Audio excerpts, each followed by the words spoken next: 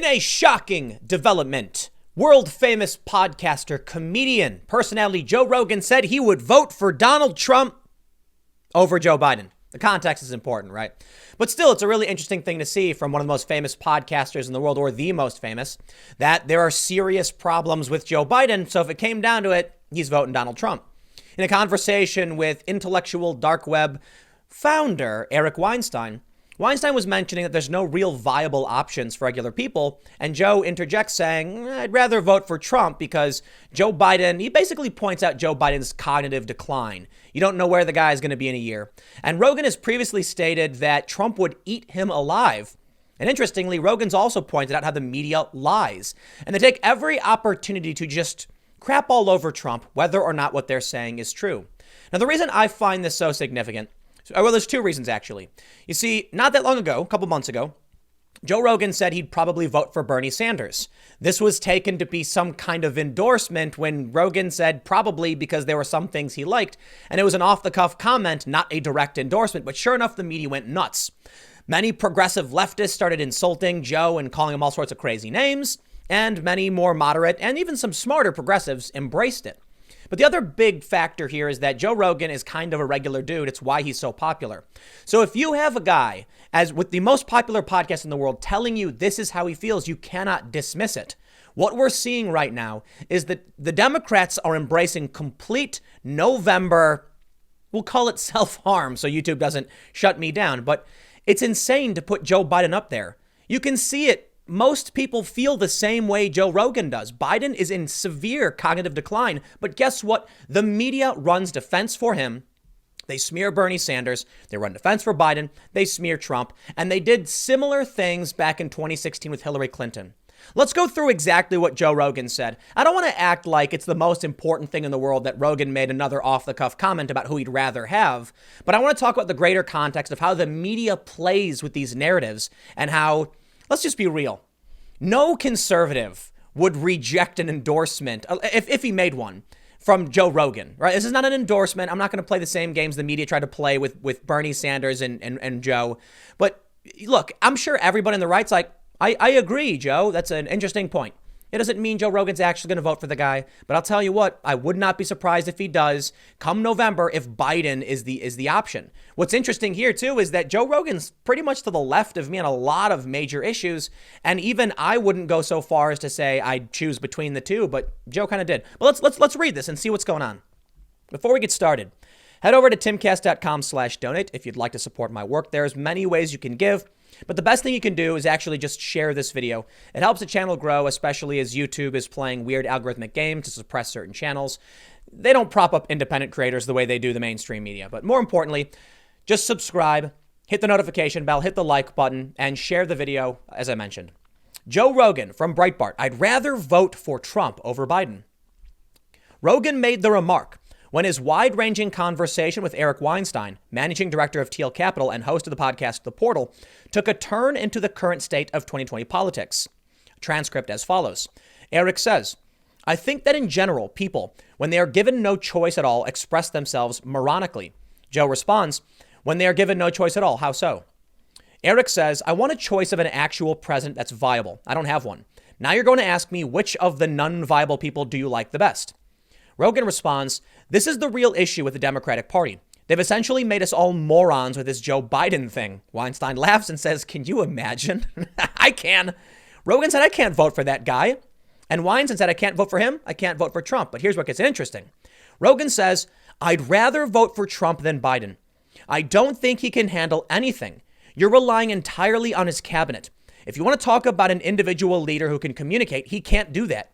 And we don't know what the F he'll be like after a year in office. The pressure of being president of the United States is something that no one has ever prepared for.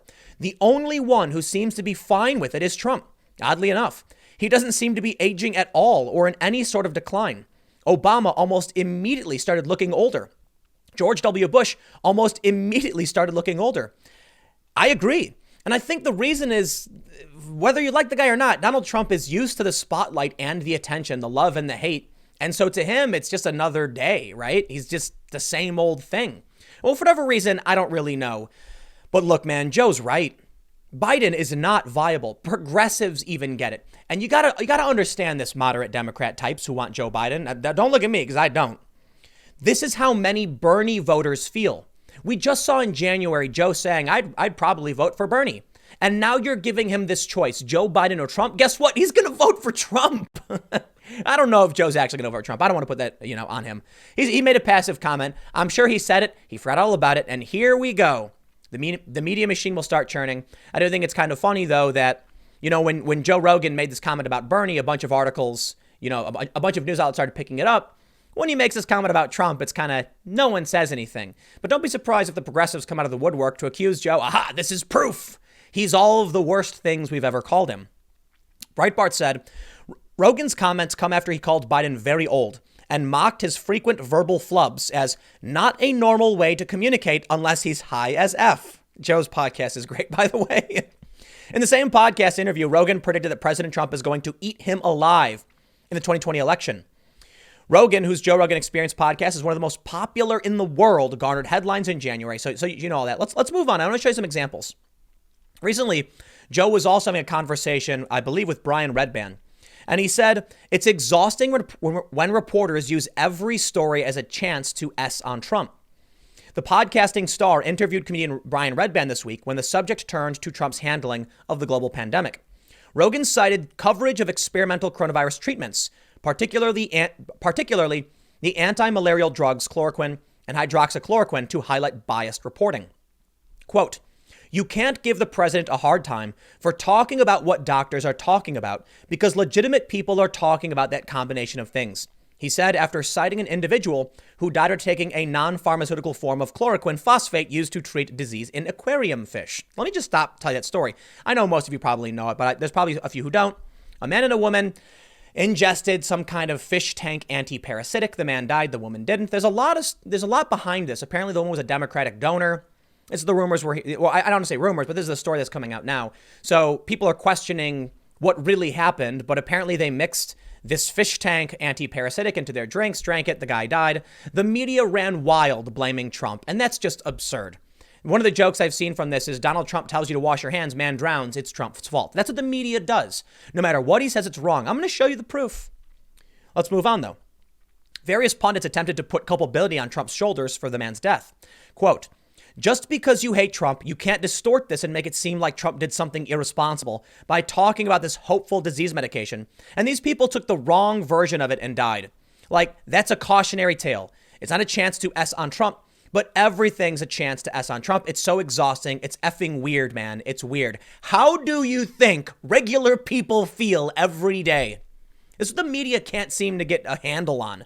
We're talking about one of the most popular podcasts in the world, quite literally in terms of conversational podcasts. It's Joe Rogan. There's a dude right now, just got off work. He's a plumber. His name is John. He's not super into politics. He likes MMA, and he's listening to Joe Rogan, and he's like, I hear you, man. I feel very similar based on what I hear. I'm not saying that John the plumber or whatever, we had the whole Joe the plumber thing back in the day, represents literally everyone. I'm just saying they're regular Americans, and there's a reason why they listen to this dude. You got to look at what he's saying because people feel similarly. Quote, what he's saying, there's also a factor that we have to consider, that all these people out of work could, in reference to the economy, could lead to suicide. It could lead to drug addiction. And he's right, he's right. That's irrefutable. Just because you hate Trump, you can't pretend that this isn't going to be rough for people.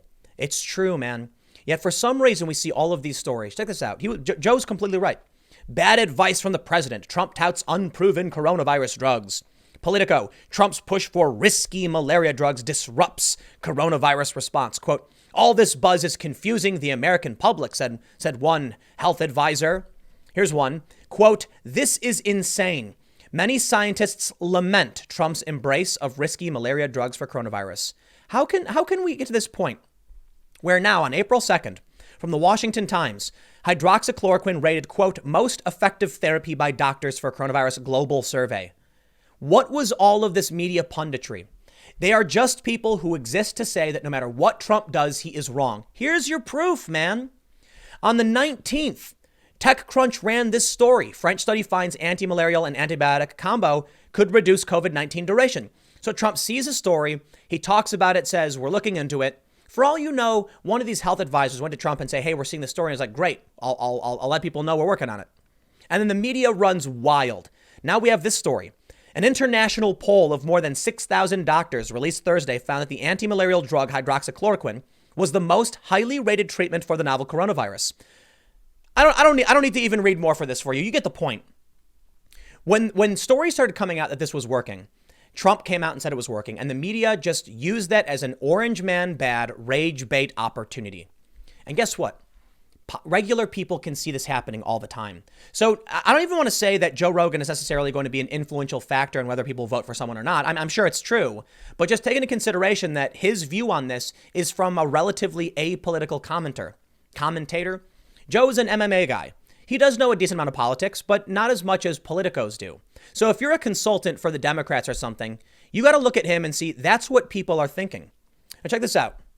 Public approval for Trump's handling of the coronavirus is really, really high. I've shown everybody this over and over again. But this is what's fascinating to me, that you actually have people in media pretending like Trump is always doing things bad, but the American people don't agree with you. I mean, it could be that what we're seeing in the polls is similar, is exactly how, Joe Rogan is influenced. Now, I will be fair and point out one of the latest polls, Trump is underwater for the first time in a long time. And it could be due to a lot of reasons. I'm not entirely sure. It could just be the poll. It could be a blip. Could be a lot of things. Joe Rogan on Joe Biden. Trump is going to eat him alive. We all know it, man. We all feel the same way. Joe Biden is not a viable option yet. This is exactly where we are. The case against Joe Rogan. His support is valuable precisely because he's not progressive on everything. I want to highlight this because it brings up a couple things. Like I mentioned early on, I don't think there's going to be a single conservative who's going to complain that someone's saying Trump is better than Biden. I think you're going to see moderate voters agreeing, whether they want to vote for Trump or not. They might roll their eyes and be like, yeah, I guess. Conservatives are going to cheer. But when it was the left, when it was Bernie Sanders, when Joe Rogan was saying that, he wanted to vote for Bernie, they attacked him for it. It's absolutely insane. Well, anyway, back to the other point, but I just wanted to highlight that, but we'll get back on track. When he mentioned that Trump was going to eat Joe Biden alive, he was right. It's because Joe Biden is in hard cognitive decline. From March 8th, quote, "This isn't going away. Jill Stein warns Biden's biggest risk is his obvious cognitive decline, and we can all see it.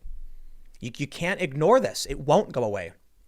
They say Stein, who graduated from Harvard Medical School in 1979, warned Democrats that Biden might flounder on the campaign trail because of his obvious cognitive decline. The 77-year-old former vice president has experienced a series of mental flubs throughout the primary, such as a recent botched attempt at reciting lines from the Declaration of Independence. But, quote, "Biden's lies and record are bad enough, but the biggest risk is his obvious cognitive decline," Stein said in a tweet. He said he's running for Senate, confused his wife and sister, forgot Obama's name. This isn't going away. If Dems close their eyes and keep pushing Joe, it'll be an agonizing 8 months ahead. But you know what else? The media has been covering for him, and it's the same way they covered for Hillary Clinton. Take a look at this. I love this. From Glenn Greenwald's The Intercept. Democrats and their media allies impugned Biden's cognitive fitness. Now they feign outrage. The story starts by highlighting how Hillary Clinton made a bunch of racist remarks about Barack Obama to smear him.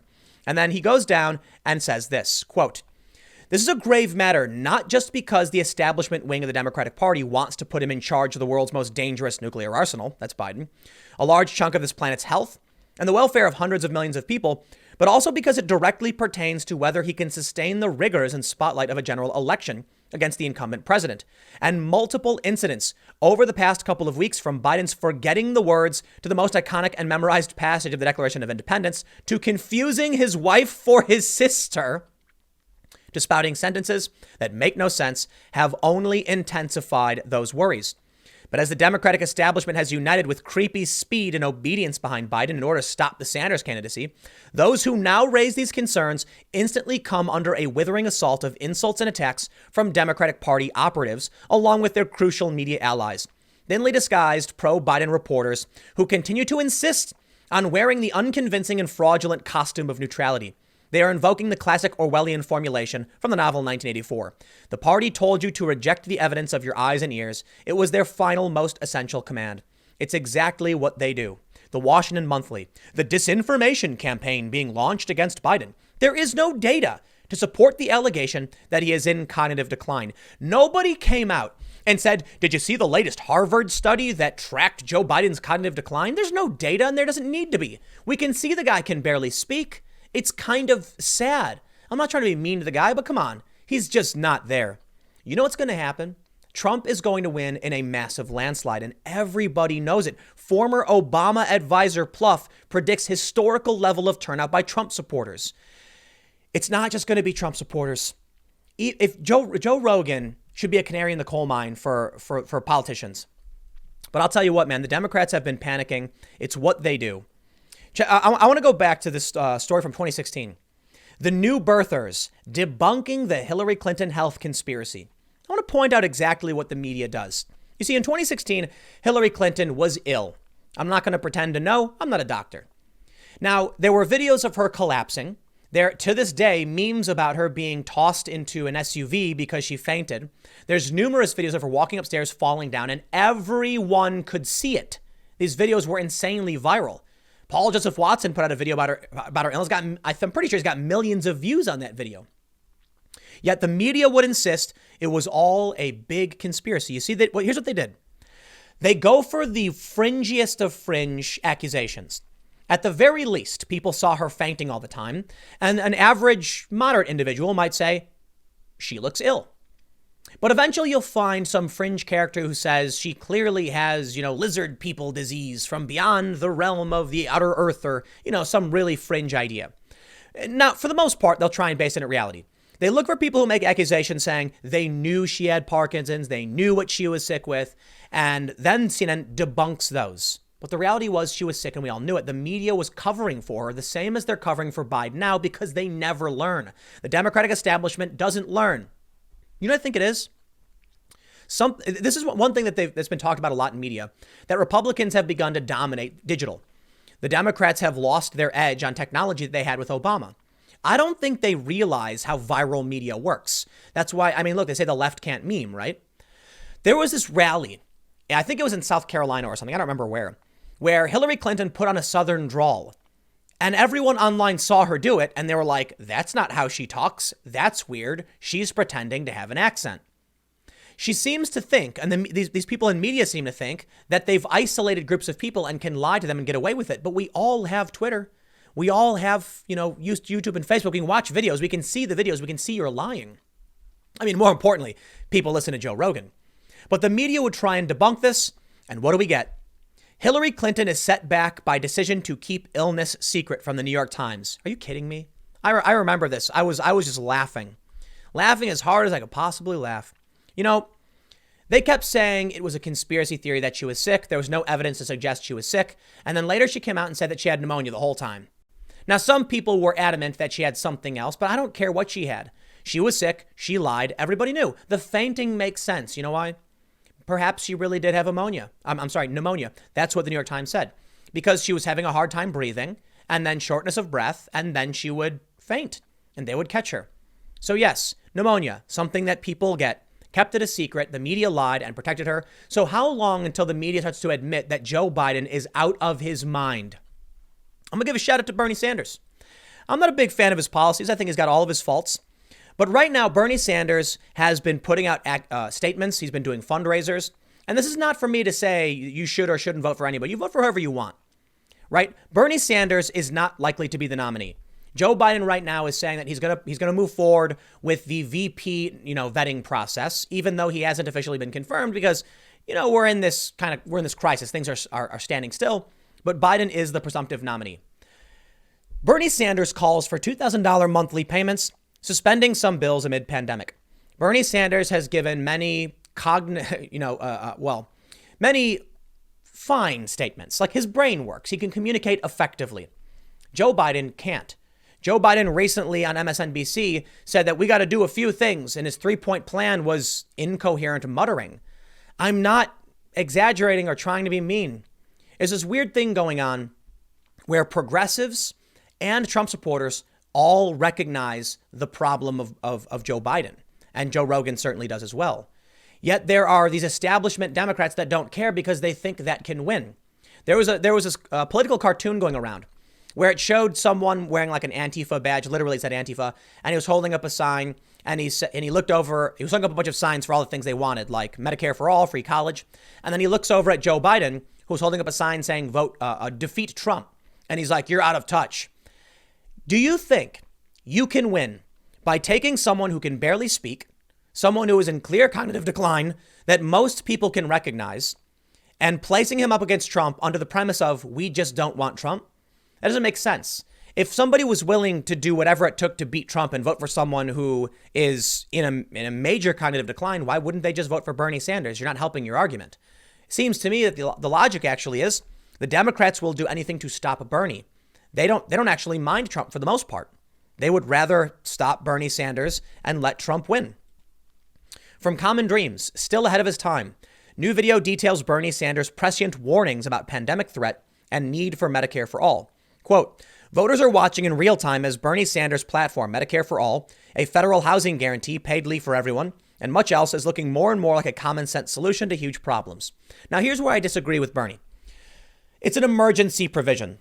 It can't last forever. It's going to be bad for the economy. It's going to devalue our currency. We're borrowing from ourselves in the future. It's going to negatively impact people's savings and the value they have in their homes. Just everything is bad about it. But we need emergency provisions, not permanent provisions. So Bernie can make these arguments, and you know what? Good. I appreciate the arguments. I disagree with them, and I will argue them, and I will say exactly what I just did. Joe Biden hasn't argued anything. He's just basically said, it's just gibberish. He's not even saying words. A lot of the time, he's not saying words. Sometimes he's just saying words that don't make cohesive sentences. Look, we got to get the president. The thing is that, well, there's, it's getting on the shortages of. And there were words in there somewhere, but it didn't make any sense. The media is going to defend that and prop it up, and we can all see through your lies. It's about time to drop the act, man, because there's going to be a record voter turnout for Donald Trump in November, and you're going to get all of the people like, look, I'll wrap this up. I'm not saying Joe Rogan is going to vote for Trump, but he said it himself. He'd rather vote for Trump than Biden. Now, that could just be an exaggerated statement to point out how out of his mind Joe Biden is. But trust me, man, people really feel that way. A progressive friend of mine was telling me that she thought Joe Biden had dementia and she'd still be willing to vote for it. And I was like, that's absurd. That's absolutely absurd. If she thinks that, how many people think he actually has dementia? No matter what they want to say in the media, that there's no data to suggest it's true. We can see the guy, man. We can see with our own two eyes. It doesn't matter if you can point out, numbers and percentages and decimal points. What matters is that we watch a man get up on stage and struggle to speak. And you think he can go up against Trump. You're nuts. The media needs to back off. But I you know what? I'd have to conclude the simple solution is it must be on purpose, right? Come on, no one in their right mind thinks this guy's going to win. Well, here we are. We'll see if there's even going to be an election. We'll see how long this thing lasts, but I'll wrap it up there. Thanks for hanging out. Next segment will be coming up at 6 p.m. youtube.com/TimCastNews. It is a different channel, and I will see you all then.